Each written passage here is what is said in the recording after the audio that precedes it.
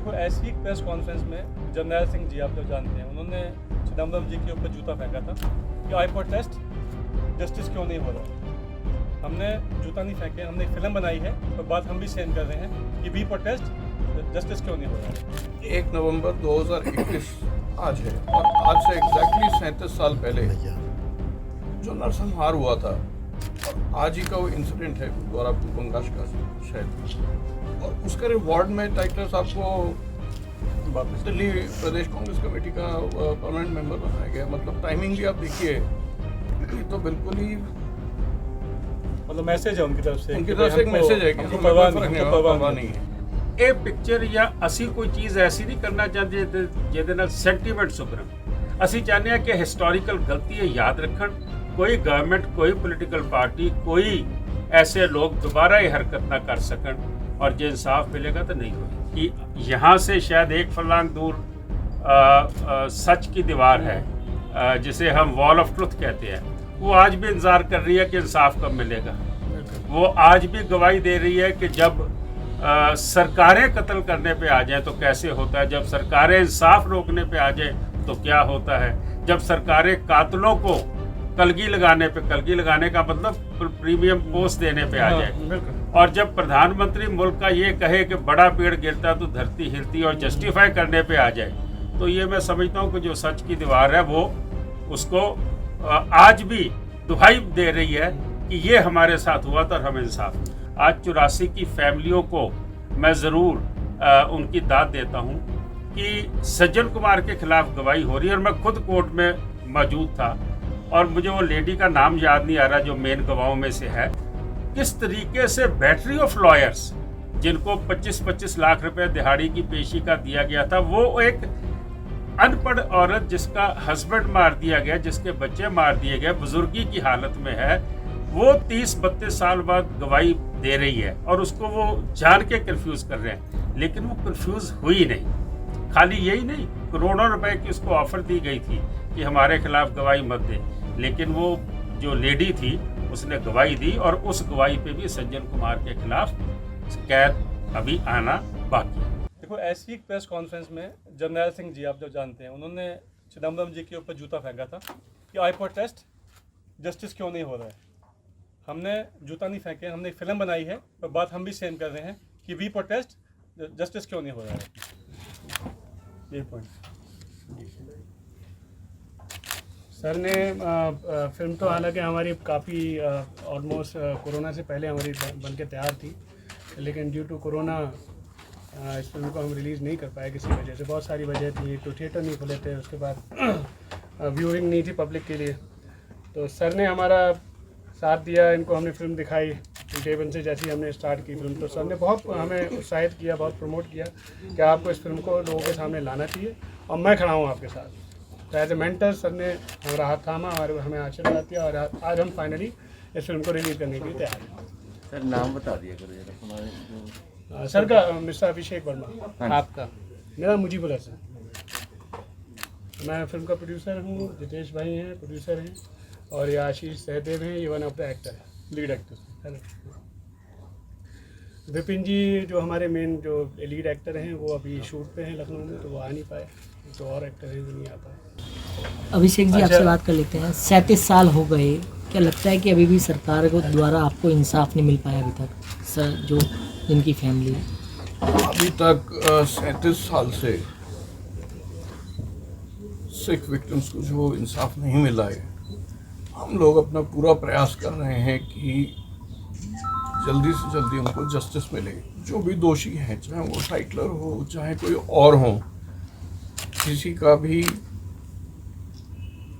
क्या स्टेटस है उसका लाइफ में, कितना पॉलिटिकली इम्पोर्टेंट है, नहीं है, बीजेपी में है, कांग्रेस में है, किसी भी पार्टी में है, उसको ट्रायल पूरा होना चाहिए। जल्दी से जल्दी सरकार को पुश करना चाहिए, विटनेसेस को जल्दी बुलाना चाहिए, और इसको ख़त्म करना चाहिए ट्रायल को। जो भी अंजाम हो, ये अंजाम जल्दी मिले, क्योंकि 77 साल के टाइटलर साहब हो गए हैं। अब अगर उनकी कन्विक्शन सपोजिंग होती है और 14 साल की भी होती है, तो कितनी उम्र बची है।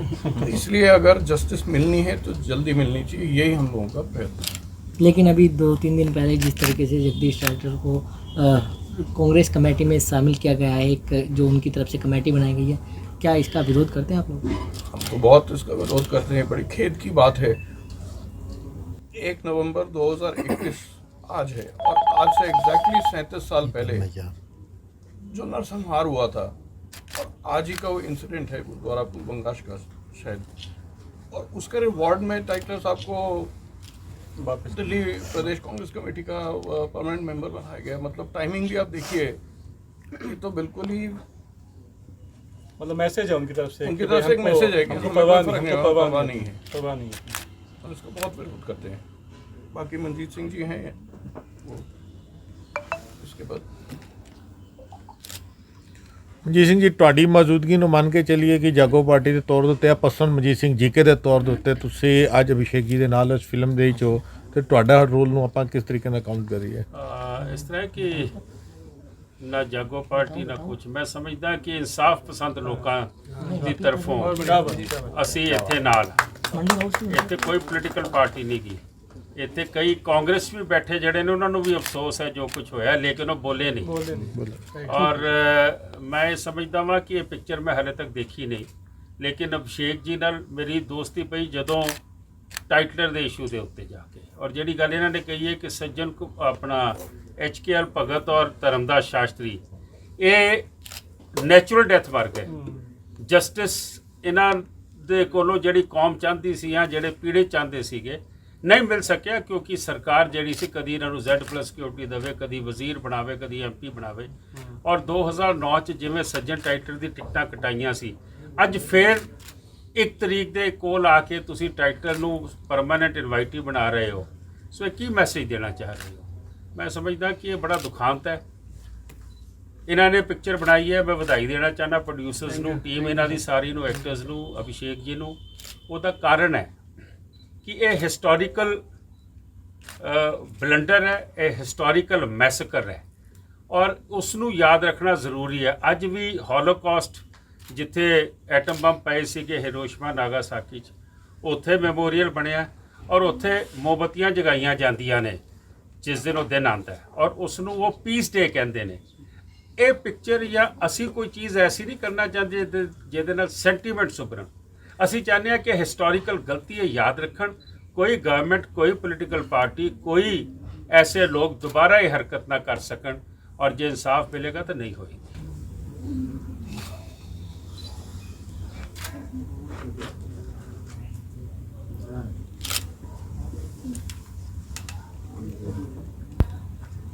हालांकि ये फिल्म हम लोग डिफरेंट डिस्ट्रीब्यूटर्स हैं फिल्म के, हमारी इंडस्ट्री के कई सारे लोगों से हमने बात की फिल्म के बारे में, लेकिन बहुत सारे लोगों ने तो हाथ अपना इसीलिए खींच लिया कि भाई ये फिल्म पॉलिटिकल है, कंट्रोवर्शियल फिल्म है। तो ख़ास करके ऐसे सच्चे मुद्दे पे अगर हम फिल्म बनाते हैं तो कंट्रोवर्शियल तो होता ही है। अब क्या हम फिल्में बनाना बंद कर दें क्या अगर ऐसा है? तो ये तो फिल्म तो समाज का आईना कहलाती है कि फिल्में जब तक फिल्म के ज़रिए फिल्म ऐसी, हालांकि मीडिया फिर भी एक तरफा बात कर सकता है, लेकिन फिल्म मेकर हमेशा सच्ची बात कहेगा, सच्ची बात दिखाएगा। तो हमने हिम्मत नहीं हारी कि नहीं हम इस फिल्म को दिखाएंगे, चाहे हमें सर का सपोर्ट मिला, सर ने हमें सपोर्ट किया और हम आज आपके सामने हैं और आगे ऐसे इन्हीं मुद्दों पे फिल्में बनाते रहेंगे। अपनी फिल्म की थोड़ी स्टोरी के बारे में थोड़ा ब्रीफ कर पाएंगे? स्टोरी किसकी है? पर्टिकुलर एक इंडिविजुअल बंदे की है, पूरे अपने 84 को ही किया है? वो थोड़ा ब्रीफ कर दीजिए। एक हमने परिवार दिखाया है अपना, है ना, जो इंटरवल से पहले पैसा बचा रहा है, उनको एक लोन वापस करना है अपना। और इंटरवल के पॉइंट पे इनका इंदिरा गांधी जी का असैसिनेशन होता है, उसके बाद में अपनी जान बचाने लग पड़ते हैं। यही है, इंटरवल से पहले पैसा बचाना है लोन वापस करने के लिए, और इंटरवल के बाद में जान बचानी है। ये करो भागो, जैसे आपने देखा ट्रेलर में काफ़ी चीज़ें, ये सिंपल स्टोरी रखी है बहुत अपनी। सिंपल लोग हैं कि जो लोग मारे गए कैसे लोग थे, अपने सिंपल लोग थे, हमारे जैसे लोग थे, कॉमन लोग थे अपने, कि वो पैसा उनसे चुक नहीं रहा है, लोन उनसे दिया नहीं जा रहा है, अपने कहाँ वो प्रधानमंत्री को मारने की कॉन्स्पिरेसी करेंगे, अपने कोई लॉजिक नहीं है ना, इनोसेंट लोग हैं। तो एक ही फैमिली की है या एक ही फैमिली की है? एक ही फैमिली है जी। ये किस तरीके से ऑर्गेनाइज तरीके से मारा गया है ना इनको, मासूम लोगों को, छोटे, मतलब एक छोटा सा आदमी, एक लेबरर है, उसका क्या कसूर है? या उसको पता भी नहीं इतने बड़े इंसिडेंट के बारे में, उसका प्राइम मिनिस्टर लेवल से कोई मतलब ही नहीं है। सड़क पे चलते हुए आदमी को उसको क्या पता क्या हो गया, उसको दाल रोटी का ही उसको सोच नहीं रहा कि कैसे शाम को खाना मिलेगा अपना, तो वही चीज़। स्टोरी सिर्फ दिल्ली की है सारी यहाँ जैसे? नहीं, दिल्ली ये बिल्कुल दिल्ली की है। दिल्ली की और सिर्फ 3 दिन की है अपना, जो नवंबर 1, 2, 3 इसमें हुआ, तो उसका गए नहीं हम। ठीक, अभिषेक जी इसमें प्रेस कॉन्फ्रेंस में मौजूद है, तो क्या कुछ जो उन्होंने जो विटनेस है या जो समय जो हुआ, क्या ऐसे कुछ सीक्वेंसेस भी हैं इसमें जो सच को बताते बात जिसमें सामने आ सकती? देखिए सच तो है सारा अपना, सच ही रखे हैं, तो इंटरवल के बाद अभिषेक जी से रिलेटेड कुछ ऐसे कुछ? नहीं अभिषेक जी से रिलेटेड कुछ भी नहीं है। हमने खुद रिसर्च किया, बहुत लंबा रिसर्च किया है अपना, है ना, जो भी बुक्स भी आपकी आई हैं, फुल्का जी ने लिखी हैं, वो भी पढ़ी है हमने, और जितनी जानकारी है अपने कमीशन का जो क्या रिपोर्ट है, इंक्वायरी है, सब पढ़ा हमने, है ना। और खुद में अपना जैसे जो सज्जन कुमार का एरिया होता था अपना, सागरपुर जानते हो आप लोग, जनकपुरी के सामने वाला एरिया, तो मेरे एरिया में काफ़ी केसेस टाइप के हुए थे, तो माइंड में लगातार वो फीडिंग थी अपना, कि कैसे लोग मजे लेते हैं, वो सब चीज़ें थी अपना। सर जैसे कि आपने अपनी सागरपुर का जिक्र है, मैं भी सागरपुर से आता हूँ। अच्छा, और एक इंसिडेंट मैं बताऊंगा सर कि मेरी फैमिली ने कई सिख फैमिलीज को बचाया था, अपने घर में छुपाया था। अच्छी बात। और जैसे कि आपको इसमें फिल्म के ऊपर बात करूँ सर, तो आपको सर प्रॉब्लम हुई थी क्या? सेंसर बोर्ड से कुछ इशू आया था? सेंसर ने यूए दिया भाई, यूएसए देखो सेंसर बोर्ड ऐसे यूए दिया है, तो दिया मतलब वो समझे बात को, जो हमने मैसेज कन्वे किया है अपने, और जैसे मंजीत जी ने कहा ना कि इंसाफ वालों की बात है अपना, कांग्रेस नहीं बीजेपी कोई बात नहीं है, इंसाफ की बात है, तो उन्होंने समझा और यूए दिया अपने को, वरना नॉर्मली ये मिलता है ऐसी फिल्मों को। हाँ, सीन्स देख के मैं सेकेंडली आज का जो ज़माना ना वो मीडिया का ज़माना है, वो ज़माना ये जो पिक्चर बनाई है इसका है, वो आज से 34 साल पहले चीज़ें नहीं थी। मैं समझता हूँ कि आज जो चीज़ इन्होंने बनाई है ये एक हिस्टोरिकल इवेंट को बता रहे हैं और जो लोगों के जहन में जाएगा। और इस बात की बधाई देता हूँ कि जो आज का इनका, जैसे मैंने बोला कि मैंने पिक्चर नहीं देखी और हमारी कई मर्यादा है, मुझे नहीं पता, इन्होंने क्लियरेंस ज़रूर ली होगी और इन्होंने यूए मिला है तो सेंसर बोर्ड ने भी अपना सारा काम इसमें किया होगा। तो मैं ये समझता हूँ कि इस प्लेटफॉर्म में उस हिस्ट्री को लेके आना, ये दोबारा से एक बारी लोगों तक हमारी आवाज़ पहुँचाना है कि यहाँ से शायद एक फर्लांग दूर सच की दीवार है, जिसे हम वॉल ऑफ ट्रुथ कहते हैं, वो आज भी इंतज़ार कर रही है कि इंसाफ कब मिलेगा। वो आज भी गवाही दे रही है कि जब सरकारें कत्ल करने पे आ जाएं तो कैसे होता है, जब सरकारें इंसाफ रोकने पे आ जाएं तो क्या होता है, जब सरकारें कातलों को कलगी लगाने का मतलब प्रीमियम पोस्ट देने पे आ जाए, और जब प्रधानमंत्री मुल्क का ये कहे कि बड़ा पेड़ गिरता तो धरती हिलती और जस्टिफाई करने पे आ जाए, तो ये मैं समझता हूँ कि जो सच की दीवार है वो उसको आज भी दुहाई दे रही है कि ये हमारे साथ हुआ था और हमें इंसाफ नहीं मिला। जी के साहब, जिस तरीके से सरकार बदली थी तो आप लोगों को उम्मीद थी कि इंसाफ कहीं ना कहीं मिल पाएगा। उस टाइम पे केस में रेगुलर सुनवाई भी हो रही थी जिस तरीके से हमने देखा, और जो दोषी थे उनको कहीं ना कहीं जेल भी हुई है। लेकिन अब जिस तरीके से मामला ठंडा पड़ा है, वजह क्या मानते हैं इसके पीछे? देखिए ऐसा है कि एक तो जिस वक्त कोई गुनाह होता है ना, उसके सबूत उसी वक्त इकट्ठे किए जाते हैं तो केस पायदार बनता है। 26 साल वो सरकार रही जिसने कत्ल किया, ये सरकार आई, इसने एसआईटी बनाई, हमने इसके आगे इशू उठाए। इस सरकार से भी 2 दफ़ा टाइटर को कांग्रेस के राज में क्लीन चिट मिली थी, इनके राज में भी जब सरकार आई उसी वक्त मिली, लेकिन हमने इशू उठाया और जब हमने उनको सारे तथ्य बताए तो वो क्लीन चिट वापस ली गई। मैं समझता हूँ कि सरकार में भी काम हुआ है, लेकिन 34 साल पुराने जो सबूत इकट्ठे नहीं किए गए, आखिर जज साहब ने आपके इमोशंस के ऊपर जजमेंट नहीं देनी, सबूतों पे जजमेंट देनी है। सबूत डिस्ट्रॉय किए हुए थे, लेकिन फिर भी तिनका मैं आज 84 की फैमिलियों को मैं ज़रूर उनकी दाद देता हूं कि सज्जन कुमार के खिलाफ गवाही हो रही है। और मैं खुद कोर्ट में मौजूद था और मुझे वो लेडी का नाम याद नहीं आ रहा जो मेन गवाहों में से है, किस तरीके से बैटरी ऑफ लॉयर्स जिनको 25-25 लाख रुपए दिहाड़ी की पेशी का दिया गया था, वो एक अनपढ़ औरत जिसका हस्बैंड मार दिया गया, जिसके बच्चे मार दिए गए, बुजुर्गी की हालत में है, वो 30-32 साल बाद गवाही दे रही है और उसको वो जान के कंफ्यूज कर रहे हैं, लेकिन वो कंफ्यूज हुई नहीं। खाली यही नहीं, करोड़ों रुपए की उसको ऑफर दी गई थी कि हमारे खिलाफ गवाही मत दे, लेकिन वो जो लेडी थी उसने गवाही दी और उस गवाही पे भी सज्जन कुमार के खिलाफ कैद अभी आना बाकी है। सर मेरा क्वेश्चन आप सबसे है कि जब आप लोग कास्टिंग कर रहे थे या फिर जब डायरेक्शन कर रहे थे तो क्या क्या प्रॉब्लम्स आई थी? जैसे कि अब हम बात कर रहे थे, ये जो पिक्चर है टोटली पॉलिटिकल है, सेकंड बात करें तो जितने भी एक्टर्स हैं कैसे उन लोगों ने कैरेक्टर्स को अपने साथ लेकर के चला।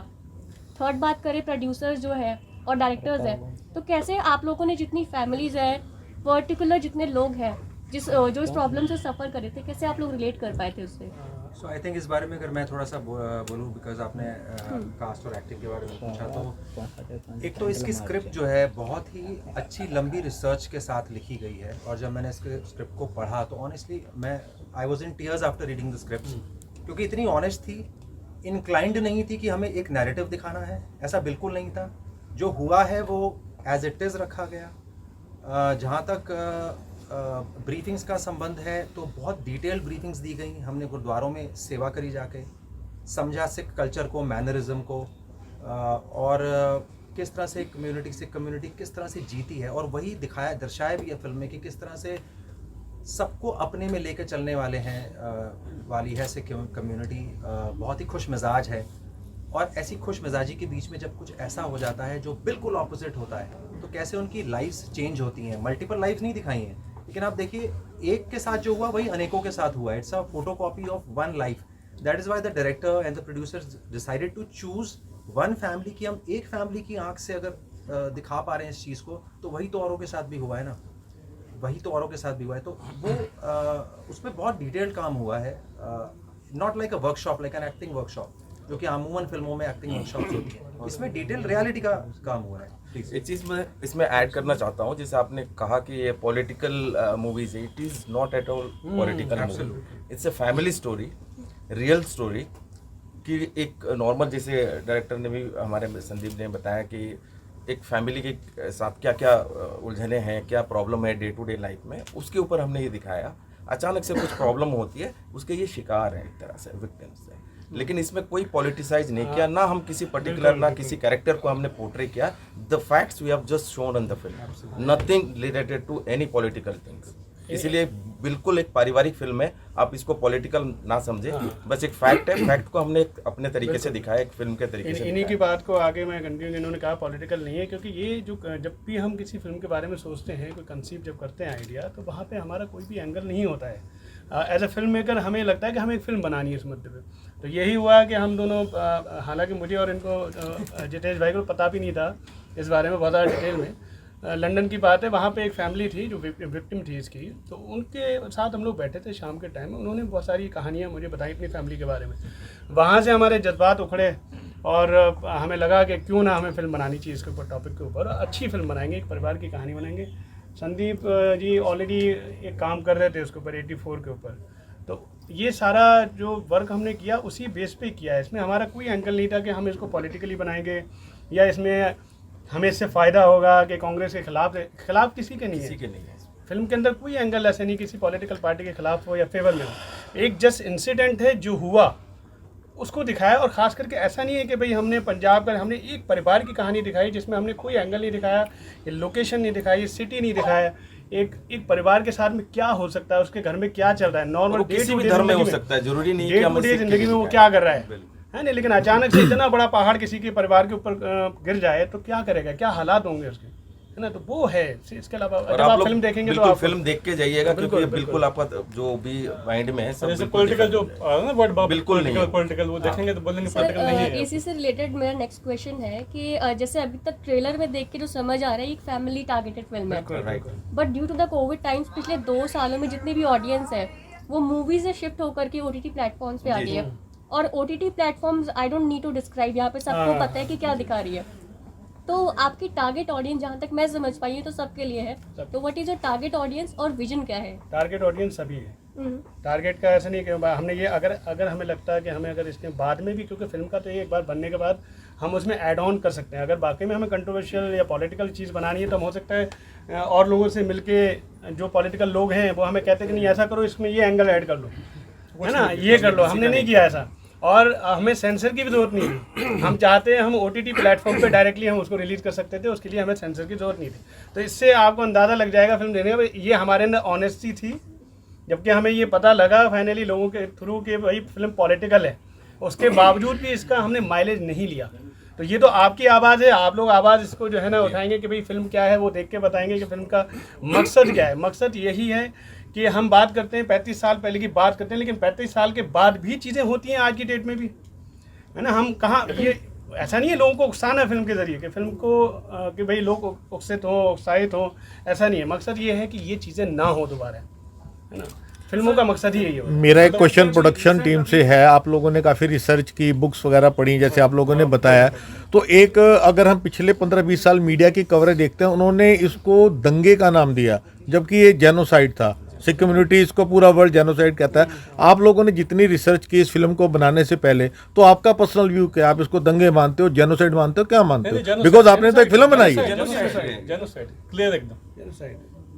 तो ये आपकी जो फिल्म है ये सिनेमा हॉल्स पर रिलीज होगी या आने वाले टाइम में ओटीटी ऐप्स वगैरह पर भी आएगी? कल सिनेमा हॉल में हम लोग इसको रिलीज कर रहे हैं, सेकंड नवंबर से रिलीज हो रही है। देन इसके बाद हम ओटीटी प्लेटफॉर्म पे लाएंगे इसको, अमेजोन पे, नेटफ्लिक्स, इसी पे भी जो भी हमारा फाइनल होता है। फिर उसके बाद सैटेलाइट पे भी आएगी हमारा। रिसेंटली जितने भी अगर सिख कम्युनिटी से रिलेटेड अगर कोई मूवी बनती है तो या तो उसको जानबूझ के कहीं ना कहीं ऐसा एंगल दिया जाता है कि वो या तो उससे कंट्रोवर्सी मिले या कुछ करे, सेंटीमेंट्स जो है वहाँ पर हर्ट किए जाते हैं। और हमेशा सिख कम्युनिटी इसकी डिमांड करती रही है कि कोई ना कोई ऑर्गेनाइजेशन जो सिखों की हाईएस्ट ऑर्गेनाइजेशन है और या किसी भी ऑब्जर्विंग कमेटी को उसमें रिप्यूट किया जाए। तो क्या इन बातों का आपने फिल्म में ध्यान रखा है? कहीं ऐसा तो नहीं कि पिक्चर बाहर आएगी तो उसके बाद कहीं ऐसी कंट्रोवर्सी सामने आएगी, फिर यही डिमांड आएगी?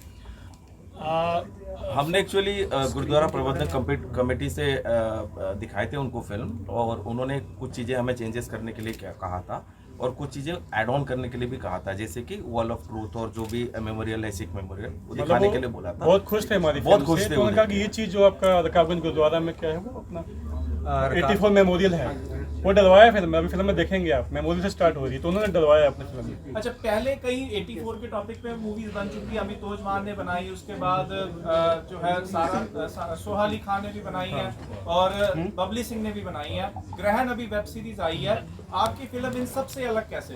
कुछ ऐसा कुछ नया बाकी से? अलग ऐसे ही है, सेंटिमेंट्स हैं, फैमिली फिल्म है ना। जो वो फिल्में जो है उन्होंने अपनी कोशिश करी, वो लोग भी फिल्म मेकर अच्छी फिल्में बनाई हैं, बट बहुत छोटी छोटी चीज़ों का हमने ख्याल रखा है ना। जैसे शायद आपकी वो एज नहीं होगी, उस टाइम पे हम लोग भी खैर बहुत छोटे थे, तो उस टाइम में कैरोसिन की लाइन में लगते थे, है ना। कैरोसिन है वहाँ पे, रात के टाइम में 4 बजे बैठ जाता था बंदा। तो वो एक छोटी छोटी एलिमेंट्स हैं जो फीलिंग्स जो डेवलप हो सकती हैं आपकी, कि हाँ नहीं आम परिवार ऐसा ही हुआ करता था।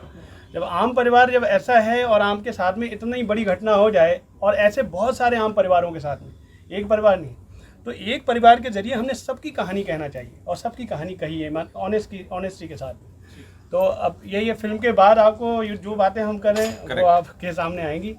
और एक बात हो रहा है, जैसे कि ना मेन फ़र्क क्या है, जैसे मैं पूछा ना, मेन फ़र्क ये है कि वो जो भी पिछली फिल्में आई हैं उनमें कहीं ना कहीं एक सिख बंदा बीच में जुड़ा हुआ था, तो प्रोड्यूसर था या राइटर था। हमारी पूरी टीम में कोई भी सिख नहीं है, ना राइटर है, ना डायरेक्टर है, ना प्रोड्यूसर है, कोई भी सिख नहीं है।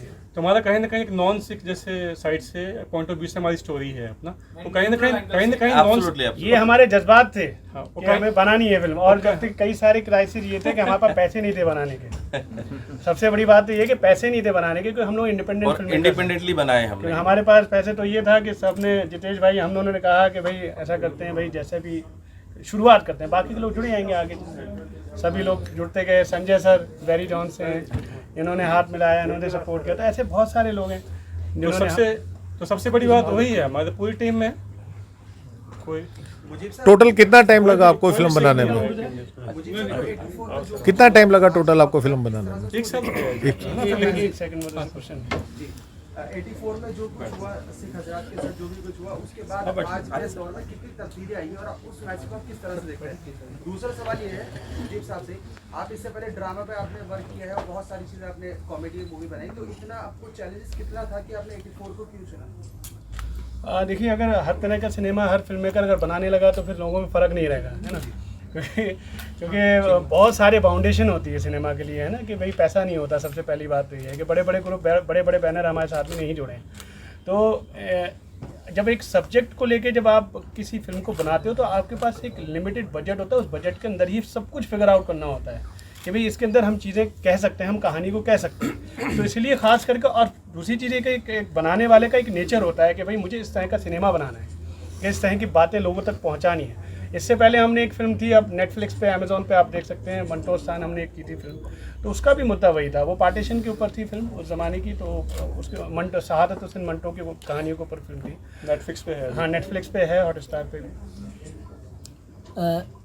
लाल सिंह जी, लालपुरा जी। इकबाल सिंह लाल। हमारे chief guest sir Iqbal Singh Lal. Sir 37 साल हो गए, अभी भी सिखों को इंसाफ नहीं मिला है। जिस तरीके से 1984 में सिख दंगे हुए थे, आप माइनॉरिटी कमीशन के चेयरमैन बनाए गए हैं, क्या अब लगता है कि उन केसों पर सुनवाई जो है वो जल्दी होगी और कमीशन भी अपना काम करेगा? यहाँ दंगे तो हुए नहीं। पॉइंट, हाँ, पहले तो ये पॉइंट है। वही पॉइंट जो मैंने रेस किया था, इन्होंने एग्जैक्ट वही वर्ड यूज। दंगा नहीं हुआ भाई। दंगा तो दोनों तरफ से होता है। हाँ, क्या बात। ये तो जेनोसाइड हुआ है, वन साइडेड। मैसेकर हुआ है और बेगुनाह लोगों का हुआ है, जिनने कोई गुनाह नहीं किया उन लोगों को मारा गया और उनकी इज्जत लूटी गई। बहुत बड़ा जो जुर्म यहाँ हुआ है।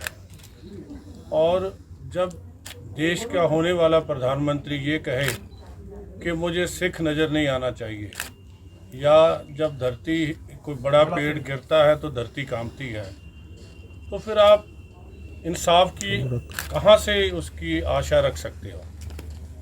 तो ऐसा ही हुआ है। अब जब से नई सरकार आई है, कमीशन भी बने हैं, कमेटियां बनी है, SIT बनी है, और मैं भी लोगों के पास गया हूँ, उन्होंने अपनी पिटीशंस दी हैं। मैंने 9 स्टेटों में दंगे हुए थे, 9 स्टेटों को लिखा है कि 84 में जो मैसेकर हुआ है, लूटपाट हुई है, बेइज्जती हुई है हमारी बहनों की, माताओं की, उसके बारे में क्या एक्शन लिया गया, इसके बारे में हमें रिपोर्ट दी थी। और जब तक हम इस ऑफिस में हूँ, कोशिश करूँगा हर व्यक्ति को इंसाफ मिले, उसको मुआवजा मिले और उसको रोज़गार मिले, जिससे वो अपना जीवन जो है इज़्ज़त के साथ बसर कर सके। आप कुछ दिन पहले वीडियो कॉलोनी भी गए थे, किस तरीके का हालात है वहाँ के? क्या उनको कुछ सहायता करने की हालात जरूरत तो है? तरसयोग है। हालात तो इसको क्या कहेंगे, ना तो उनके पास रोज़गार है, ना रहने के लिए घर हैं, तो ना ही उनका जीवन जो है वो एक नर्क बन गया है, जिसको हम अपनी भाषा में बोलते हैं। तो उसमें से निकालने के लिए सभी लोगों को आगे बढ़ना चाहिए। इससे राजनीति माइनस होनी चाहिए, सेवा प्रदान होनी चाहिए। ये कोई बिजनेस नहीं है कि हम एक स्टेटमेंट दे देते हैं और उसके बाद घर जाके बैठते हैं। सो सभी लोगों की जिम्मेवारी बनती है इस नेशनल ट्रेजेडी में, इस नेशनल मैसेकर में जो पीड़ित लोग हैं उनकी मदद की जाए।